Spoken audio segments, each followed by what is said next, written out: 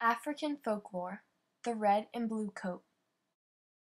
Dear Diary, it has been a week, 1 week, since they have taken me and my daughter Addie from our home in Nigeria.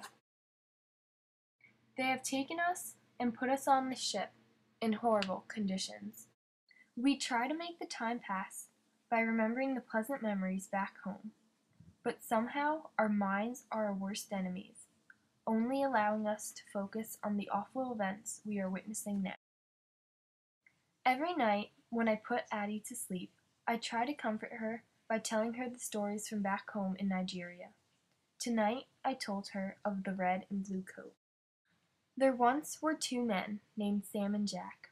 Sam and Jack were best friends and were determined to stay that way forever. The two friends grew up and each married a wife. When they were deciding on where to build their houses, they decided it would be best if their houses faced one another. One day, the two men were working at both ends of their yards when a trickster decided to play a prank on the two companions.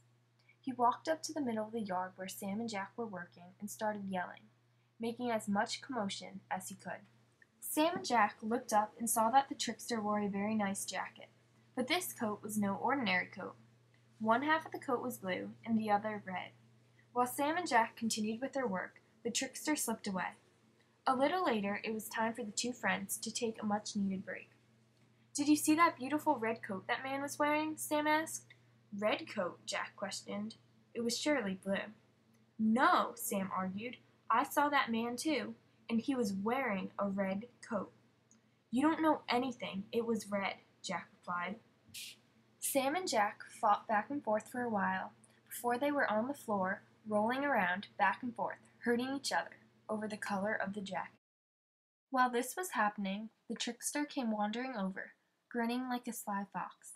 He took his coat off, and the men noticed that the coat was half blue and half red.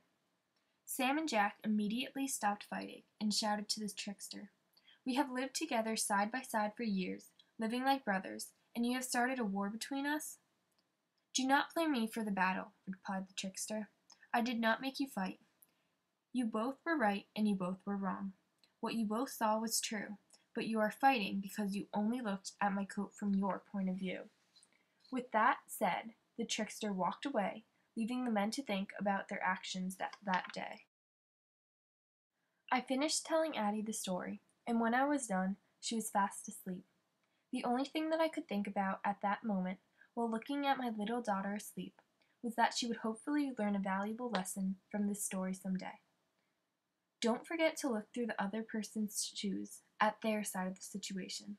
Unlike these men, who lock us up on the ship like a prison, not knowing what we go through down here. I hope that one day, these men look at our point of view and someday treat us with respect, so that my little girl can live in a world that she can call fair.